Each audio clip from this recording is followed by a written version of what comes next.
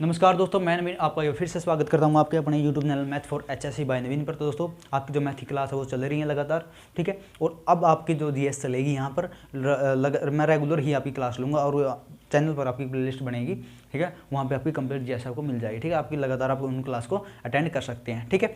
तो ये जो आपकी क्लास रहेगी वैसे तो सुबह रहेगी, लेकिन आज जो क्लास है 5 बजे ही रहेगी, ठीक है। तो चलिए आज का जो हमारा टॉपिक है वो डिस्कस करते हैं। आज का जो हमारा टॉपिक है दोस्तों, भगवान गौतम बुद्ध जी के बारे में। हमारे यहाँ ऐसी मान्यता है कि जो भगवान गौतम बुद्ध जी हैं वो किसको उसके विष्णु का अवतार उन्हें माना जाता है, ठीक है। अब आइए समझते हैं भगवान जो गौतम बुद्ध जी हैं उनका बचपन का नाम है। बचपन का नाम क्या है? बचपन का नाम है दोस्तों उनका सिद्धार्थ। क्या नाम है? सिद्धार्थ नाम है। और नाम पड़ा कैसे? आपका जो गौतम बुद्ध नाम पड़ा है वैसे तो नाम सिद्धार्थ है, लेकिन आपके माइंड में अब क्वेश्चन आना चाहिए कि गौतम नाम पड़ा कैसे? गौतम नाम पड़ा दोस्तों उनकी जो मौसी थी प्रजापति गौतमी, उसकी वजह से। क्यों? क्योंकि जो उनकी जो माता जी थी, डेथ के बाद 1 वीक के बाद डेथ हो गई थी उनकी, जन्म के बाद गौतम बुद्ध जी के, क्या तो उसका पालन पोषण किसने किया था? उनकी मौसी प्रजापति गौतमी ने किया था, ठीक है। तो इसलिए उनका नाम क्या पड़ा? गौतम बुद्ध पड़ा, ठीक है। और दोस्तों, संस्थापक गौतम जो बौद्ध धर्म है इसके संस्थापक किसे माना जाता है? तो गौतम बुद्ध जी को संस्थापक माना जाता है इसका, ठीक है। उनकी जो माता का नाम दोस्तों महामाया था, उनके पिताजी का नाम सुधोधन था। और वो किस वंश या किस कुल के थे? तो वो शाक्य कुल के थे दोस्तों, ठीक है। कुल पूछा जाता है कि वो किस कुल से आते थे? तो शाक्य कुल से आते थे दोस्तों, ठीक है। और मैं जो उनके जन्म के बाद दोस्तों, ठीक है, वहाँ भविष्यवाणी होती है या फिर कोई वहाँ पे ब्राह्मण थे तो वो बताते हैं कि जो आपका ये पुत्र है ये आध्यात्मिकता की तरफ जाएगा। आध्यात्मिकता यानी कि सन्यासी बनेगा, ठीक है। तो इसलिए उनके पिताजी को जो है टेंशन होगी। तो टेंशन होने के बाद उसने क्या किया? उसको जो महल से बाहर नहीं निकलने दिया, उसे बाहर, यानी कि उसको जो जितने भी सुख थे दुनिया के सभी उसको वहीं पर प्रोवाइड करवा दिया, दे दिए, ठीक है। लेकिन दोस्तों होता क्या है, होता है ना, होने को कौन टाल सकता है। तो कुछ दिनों बाद उनकी शादी भी हो जाती है 16 वर्ष की अवस्था में, ठीक है। इसके साथ यशोधरा जी के साथ उनकी शादी हो जाती है। उनका पुत्र भी होता है एक राहुल नाम से, ठीक है। तो कुछ समय बाद जो भ्रमण के लिए, राज्य के भ्रमण के लिए निकलते हैं, ठीक है, उसको उस रथ पर जा रहे होते हैं, ठीक है। उसमें सारथी का नाम भी पूछा जाता है आपसे कि सारथी का नाम क्या था? सारथी का नाम था दोस्तों चन्ना, ठीक है। आपको उसको जो रास्ते में क्या मिलता है? बूढ़ा व्यक्ति मिलता है, ठीक है। तो वो अपने सारथी चन्ना से पूछता है कि ये कौन है, ठीक है। तो ये होता है कि ये एक हमारी लाइफ की एक स्टेज है, ठीक है, बुढ़ापा, ठीक है। ये बोलता है कि गौतम बुद्ध जी बोलते हैं कि ये सबको आता है? बोले हाँ जी। बोले मेरे को भी आएगा? बोले हाँ जी आपको भी आएगा, ठीक है। ये स्टेज है, ठीक है। उसके बाद आप उसको क्या मिलता है? उसके बाद उसको मतलब एक मृत्यु हो जाती है, मतलब एक सैया पर लेटा व्यक्ति दिखता है, यानी मृत्यु के बाद जब उसको लेकर जाते हैं अर्थी पर, ठीक है। तो उसके बाद पूछते हैं ये कौन है, ठीक है, ये मतलब इसको कहाँ लेकर जा रहे हैं, वो पूछता है। तो वो बोलते हैं कि ये इसकी मृत्यु हो चुकी है। फिर गौतम बुद्ध जी पूछते हैं उस सारथी का क्या नाम था? चन्ना था। तो पूछते हैं कि इसकी मृत्यु क्यों हुई, यानी कि हर एक की मृत्यु होती है। तो सारथी चन्ना बोलता है कि जिसका जन्म होता है उसकी मृत्यु निश्चित है, ठीक है। तो ये 4-5 स्टेज थी जिन्होंने गौतम बुद्ध जी को संन्यास की तरफ जो है जाने के लिए रुख कर दिया। उसको सन्यासी मिलता है रास्ते में, ठीक है, एक बीमार व्यक्ति मिलता है। तो इन 4 घटनाओं को मद्देनजर रखते हुए गौतम बुद्ध जी क्या करते हैं? संन्यास की तरफ जाने लगते हैं। और संन्यास की तरफ जाते हैं तो उस समय उनकी एज क्या होती है? 29 वर्ष होती है दोस्तों, ठीक है। और ज्ञान की प्राप्ति उन्हें क्या कब होती है? तो 35 साल की उम्र में उनको ज्ञान की प्राप्ति होती है, ठीक है। अब आइए समझते हैं इसको। मैं आपको बोर्ड पर बताने वाला हूँ कि कब जो है क्या हुआ था, कब उन्हें ज्ञान की प्राप्ति हुई थी, कब उनका जन्म हुआ था, ठीक है। तो ये समझते हैं एक एक करके सभी को, ठीक है। वैसे मैंने आपको स्टोरी पूरी डिटेल में बता दी, अब हम उसको लिखते हैं, ठीक है। आप इनको साथ साथ में या तो आप नोटबुक में उतारते जाइए या फिर आप जो है इनका स्क्रीनशॉट लेते जाइए, ठीक है।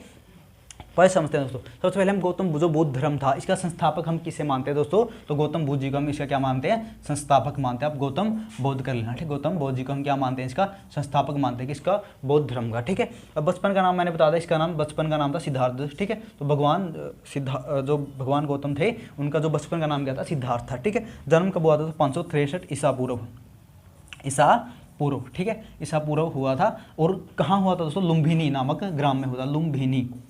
लुम्बिनी नामक ग्राम में हुआ था। लुम्बिनी नामक ग्राम कहाँ पड़ता है दोस्तों? नेपाल में। कहाँ पे है? नेपाल में है, ठीक है, नेपाल में पड़ता है। और तो पिताजी का क्या नाम था? शुद्धोधन। पिताजी का नाम क्या था? इनका शुद्धोधन था, शुद्धोधन, ठीक है।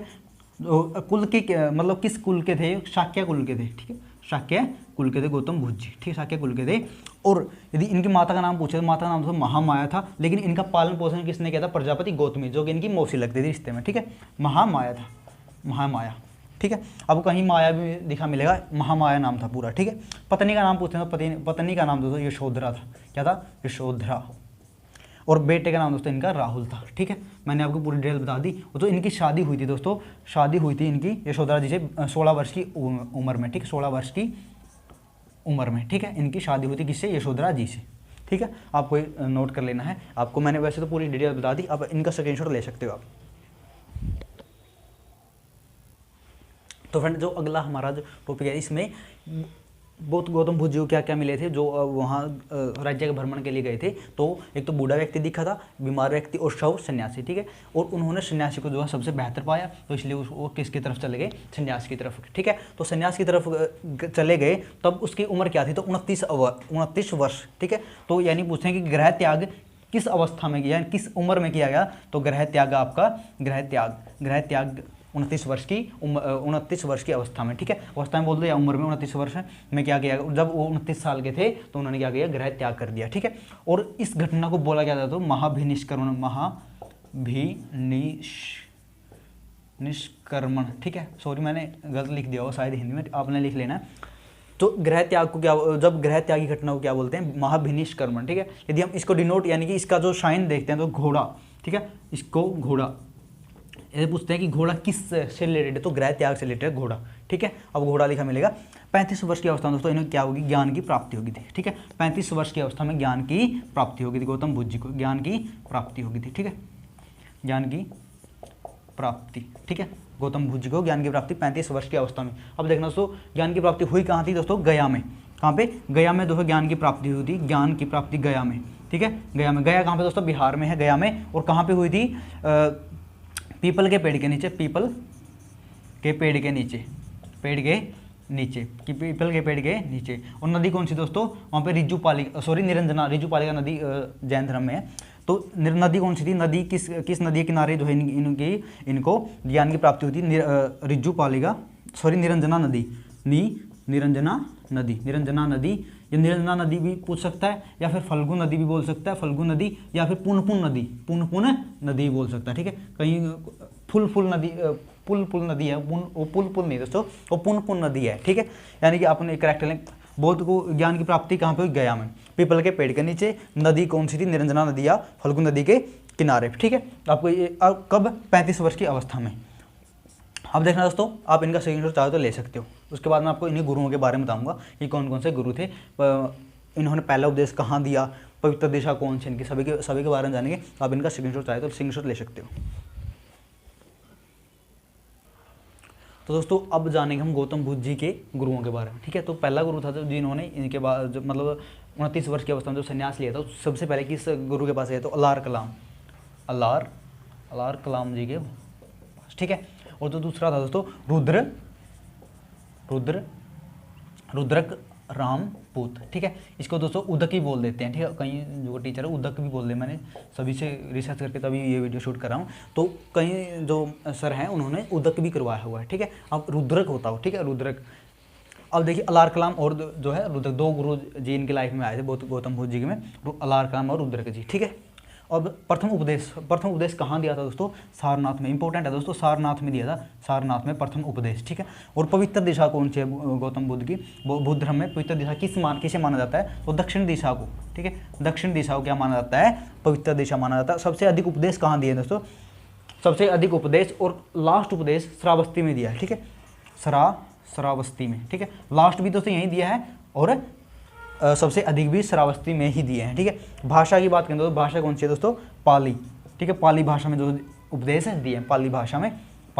ठीक है, यदि हम दोस्तों गौतम बुद्ध जी की पवित्र दिशा दक्षिणी, ठीक है, श्रावस्ती में। और यदि हम बताएं कि मृत्यु कब हुई थी? ठीक है, जो गौतम बुद्ध जी की मृत्यु पूछते हैं तो 483 ईसा पूर्व, 483 ईसा पूर्व जो है इसकी मृत्यु हुई थी। गौतम बुद्ध जी की मृत्यु 483 ईसा पूर्व। तो हुई कहाँ थी दोस्तों? मृत्यु हुई थी दोस्तों कुशीनगर में। कहाँ पे? कुशीनगर में। और इस घटना को क्या बोला जाता है दोस्तों? इस घटना को महापरिनिर्वाण। इस घटना को क्या बोला जाता है? महापरिनिर्वाण। इस घटना को बोला जाता है महापरिनिर्वाण। ठीक है, यानी मृत्यु को क्या बोलते हैं, महापरिनिर्वाण बोलते हैं, ठीक है। और कुशीनगर में इसकी मृत्यु हुई थी, गौतम बुद्ध जी की मृत्यु कुशीनगर में हुई थी 483 ईसा पूर्व, ठीक है। और 2 गुरु थे, अलार कलाम और रुद्रक रामपूत, ठीक है, रुद्रक रामपूत। और प्रथम उपदेश सारनाथ में दिया था, पवित्र दिशा दक्षिण थी, और सबसे अधिक या लास्ट उपदेश श्रावस्ती में दिया था, और भाषा पाली में दिए थे, ठीक है। तो ये आपका इंपॉर्टेंट था, आप इनका स्क्रीनशॉट ले सकते हो। अब हम इनकी जो बौद्ध संगीत हुई है उनके बारे में जानेंगे, ठीक है। तो दोस्तों नेक्स्ट है हमारा जो संगीति, हम इससे बाद में करेंगे। सबसे पहले आप ये समझ लेना जो बच गया, ठीक है, कंप्लीट। वैसे मैंने आपका कंप्लीट बौद्ध धर्म करवा दिया, सिर्फ ये इनके बाद एक संगीति बचेंगे, उनके बारे में जानेंगे, ठीक है। तो आइए समझते हैं। अगुंतर निकाय और भगवती सूत्र, ठीक है। अगुंतर निकाय किसकी पुस्तक है, बौद्ध धर्म की पुस्तक है। उसमें क्या मिलता है, 16 महाजनपदों का उल्लेख मिलता है, यहाँ पे 16 महाजनपदों का उल्लेख मिलता है, ठीक है। उल्लेख यहाँ पे मिलता है किसमें, अगुंतर निकाय में, ठीक है। और जैन धर्म की भगवती सूत्र है जिसमें 16 महाजनपदों का उदय मिलता है, ठीक है। और नेक्स्ट है दोस्तों जातक कथाएं किससे रिलेटेड है, बौद्ध धर्म से रिलेटेड है। जातक कथाएं किससे रिलेटेड है, बौद्ध धर्म से रिलेटेड है। तो आप यहाँ पे लिख रहे हैं बौद्ध धर्म से रिलेटेड है, ठीक है। जातक कथाएं किससे, बौद्ध धर्म से रिलेटेड है, ठीक है। और शाखा यानी कि जो बौद्ध धर्म था कितनी शाखाओं में बंटा हुआ था, 2 शाखाओं में बंटा हुआ था। एक था हीनयान और एक था महायान। हीनयान और महायान यानी कि 2 शाखाओं में बंटा हुआ था। हीनयान और महायान 2 शाखाओं में बंटा हुआ था, ठीक है। त्रिपिटक, अब देखिए त्रिपिटक कितने हैं, त्रिपिटक कौन कौन से हैं, सूत पिटक और विनय पिटक और एक है आपका अभिधम पिटक,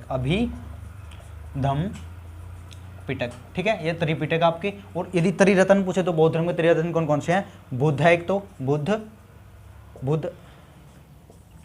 और एक है धम्म और एक संघ, ठीक है। आपके 3 पिटक हैं, बुद्ध, धम्म और संघ, ठीक है। आपको इनका लिख लेना। और देखिए मैं लिख दूं तो 16 महाजनपदों का उल्लेख अगुंतर निकाय ये बौद्ध धर्म की पुस्तक है। और जैन धर्म की है भगवती सूत्र, इसमें भी 16 महाजनपदों का उल्लेख मिलता है आपका, ठीक है। और जातक कथाएं किससे रिलेटेड, बौद्ध धर्म से रिलेटेड है। शाखा कितनी 2 हैं, हीनयान और महायान। त्रिपिटक, सूत पिटक, विनय पिटक और अभिधम पिटक। और त्रिरत्न कौन कौन से हैं, बुद्ध, धम्म और संघ, ठीक है। आप इनको नोट कर लेना, स्क्रीनशॉट ले सकते हो आप इनका। तो दोस्तों अब हम पढ़ेंगे बौद्ध संगीति के बारे में। 4 बौद्ध संगीति हुई हैं टोटल, ठीक है। तो अब देखिए पहली बौद्ध संगीति दोस्तों कब हुई थी, 483 ईसा पूर्व, 483 ईसा पूर्व यानी कि मृत्यु के समय हुई थी, ठीक है। और इस समय ये हुई कहाँ पर थी दोस्तों, ये हुई थी राजगृह में। कहाँ हुई थी, राजगृह में, ठीक है, राजगृह में हुई थी। और इस समय जो राजा कौन था, राजा था दोस्तों अजाद शोक था राजा, ठीक है। कौन था, अजाद शोक राजा था, ठीक। सॉरी अजाद शोक नहीं, अजाद शत्रु, ठीक है। अजाद शत्रु राजा था यहाँ पे, अजाद शत्रु, ठीक है। तो काला शोक वाला शोक याद रहेगा, ठीक है। तो यहाँ पे 483 में पहली बौद्ध संगीति हुई थी, राजगृह में हुई थी। और अजाद शत्रु यहाँ पे क्या था, अजाद शत्रु यहाँ पे राजा था, ठीक है, उस समय। अब द्वितीय जो बौद्ध संगीति हुई थी इसके 100 साल बाद 383 ईसा पूर्व, ठीक है। और कहाँ पे हुई थी दोस्तों, वैशाली में हुई थी। कहाँ पे, वैशाली में हुई थी, वैशाली, ठीक है। और इस समय कौन था दोस्तों, इसमें था काला अशोक, ठीक है। काला अशोक यहाँ पे क्या था, शासक था, काला अशोक, ठीक है। और तृतीय बौद्ध संगीति दोस्तों 255 ईसा पूर्व, 255 ईसा पूर्व हुई थी, 255 ईसा पूर्व, ठीक है। और यहाँ पे ये कहाँ हुई थी दोस्तों, ये हुई थी पाटलिपुत्र में, पाटलिपुत्र में ये बौद्ध संगीति हुई थी। और इस समय कौन था दोस्तों, अशोक था। कौन था, अशोक, क्या था, अशोक, ठीक है। इस समय अशोक राजा था, ठीक है। और जो चौथी संगीति हुई थी दोस्तों, बौद्ध संगीति हुई थी, तो ये हुई थी दोस्तों प्रथम शताब्दी में, ठीक है, प्रथम शताब्दी में हुई थी। और कहाँ पर हुई थी दोस्तों, कुंडलवन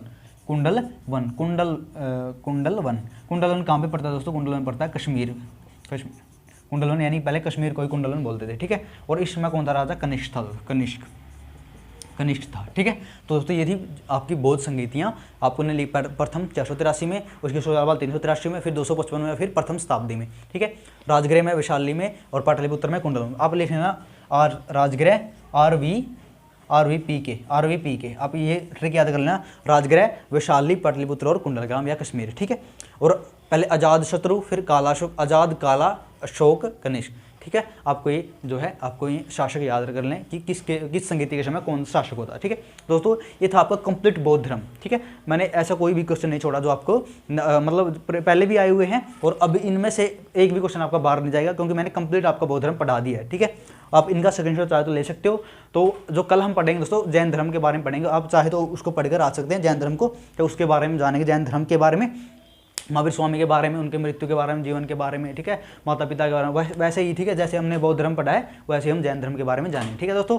तो उम्मीद करता हूँ आपको वीडियो अच्छी लगी होगी, समझ में आई होगी। यदि आपका कोई भी डाउट है तो मेरे नीचे आपको जो है वीडियो के नीचे कमेंट कर सकते हो। तो मिलते हैं अगले वीडियो में। तो नेक्स्ट वीडियो कल आएगी दोस्तों, जैन धर्म के बारे में पढ़ेंगे, आप भी पढ़कर आना जैन धर्म के बारे में। तो मिलते हैं अगले वीडियो में, तो धन्यवाद, जय हिंद। वीडियो अच्छी लगे तो प्लीज़ चैनल को सब्सक्राइब कर देना और वीडियो को शेयर जरूर कर देना। मिलते हैं दोस्तों अगले वीडियो, तो धन्यवाद, जय हिंद।